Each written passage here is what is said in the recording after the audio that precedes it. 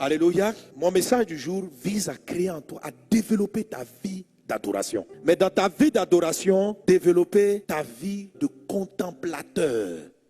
Quelqu'un ne peut pas avoir les très bonnes connexions de Dieu dans sa vie s'il ne contemple pas. Tu peux adorer d'une autre manière. Tu peux faire des combats spirituels. Vous savez, toutes les prières sont utiles dans la vie spirituelle. La Bible dit, faites en tout temps par l'Esprit toutes sortes de prières. Mais lorsqu'il s'agit de rencontrer les bonnes personnes, le mode de prière, ou particulièrement le type d'adoration qui sied, c'est de la contemplation. Dis avec moi, contemplation. Donc, tu dois développer la vie de contemplation. C'est une vie que tu dois développer même sans attendre une bonne connexion. Tu dois développer tout le temps. Contempler, ça signifie regarder avec admiration une chose. C'est-à-dire que tu regardes et puis tu dis, waouh, c'est trop beau. Regarde le bâtiment là, il est beau. Tu es en train de le contempler. Contempler, c'est ça. Alléluia. Dieu dit, il n'est pas bon, Genèse 2:18, il n'est pas bon que l'homme soit seul. Je lui ferai une aide semblable. Donc, la femme de Adam lui ressemble. Ça veut dire que tu attires quelque chose à quoi tu ressembles. Selon os de mes os, ça dit ton être intérieur et puis les choses extérieures. Amen.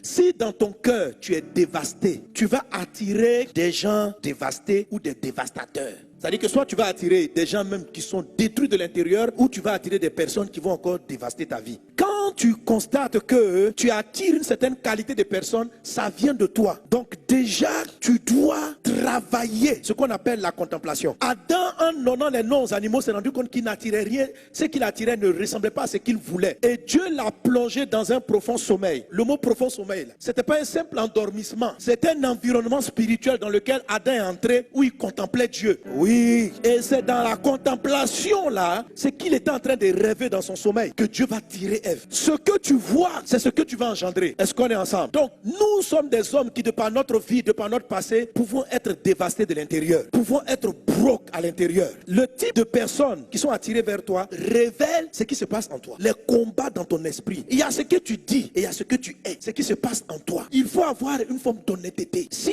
tu tombes souvent avec des arnaqueurs, je t'assure qu'il y a quelque chose qui n'est pas clair en toi. Ce n'est pas ce que tu veux être, mais en toi, il y a des choses trop complexes. La Bible dit, le cœur de l'homme est tortueux par-dessus tout. Personne ne peut le comprendre. C'est-à-dire que toi-même, tu ne sais pas ce qui se passe en toi. Il y a des choses que tu as vécues dans ton histoire qui ont rendu tes pensées très complexes. Et en dépit de ta volonté, ton cœur attire des gens vers toi. Il attire l'os de ses os. C'est lui qu'il faut corriger. C'est lui qu'il faut rectifier pour attirer la bonne personne. Si déjà tu constates que tu n'attires pas les bonnes personnes, sois humble et viens dans sa présence. Parce que Dieu va te donner une aide qui te ressemble. Si toi tu as un visage cacamou, tu vas marier un cacamou. Parce qu'on dit qu'il te ressemble. Mais à l'origine, tu es censé ressembler à Dieu. Dieu a créé l'homme à son image, à sa ressemblance. Maintenant, la plupart d'entre nous, on ne ressemble plus à Dieu. C'est pour là maintenant qu'intervient 2 Corinthiens 3:18. Voilà le mot contemplation. Là. Nous tous qui le visage contemplons. Dis avec moi, contemplons. Comme dans un miroir. La gloire du Seigneur. Nous sommes quoi? Nous sommes transformés en la même image, de gloire en gloire, comme par le Seigneur l'Esprit. Alléluia. On n'a pas dit nous tous qui prions. On n'a pas dit nous tous qui jeûnons. On n'a pas dit nous tous qui adorons. On parle d'une adoration, mais d'une adoration contemplative.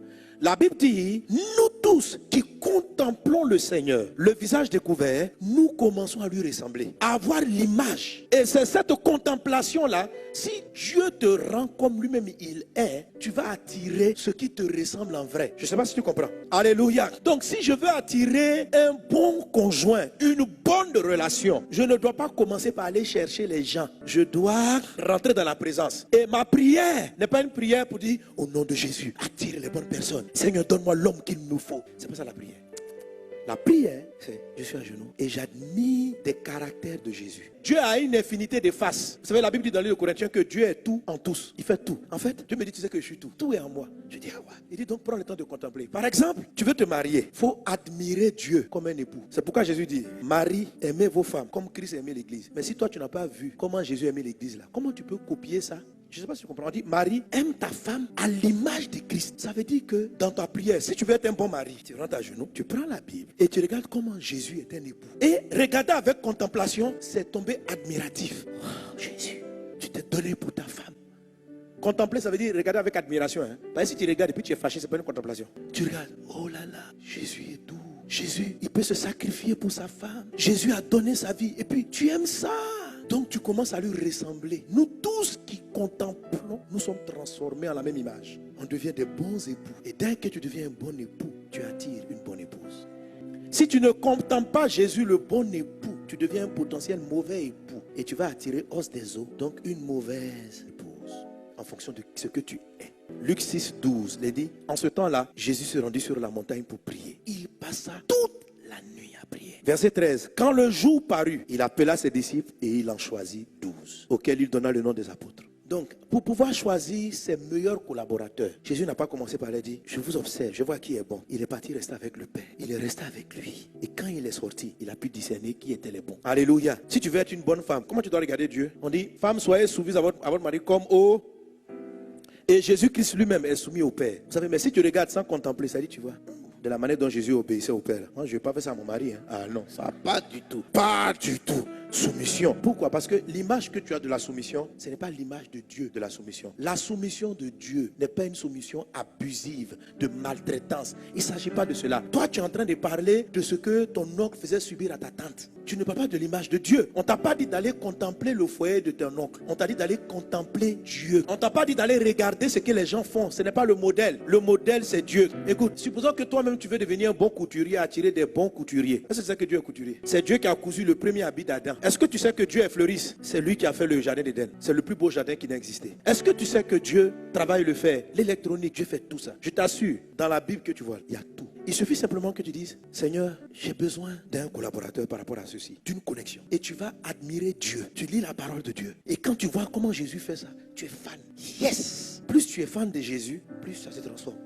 Et plus tu es transformé, tu vas te rendre compte que les faux types vont s'éloigner. Et subitement, plus tu vas ressembler à Jésus parce que tu es transformé son image de gloire en gloire. Donc chaque contemplation, tu as un niveau de ressemblance. Et tu vas te rendre compte de la qualité des personnes qui s'approchent maintenant de toi.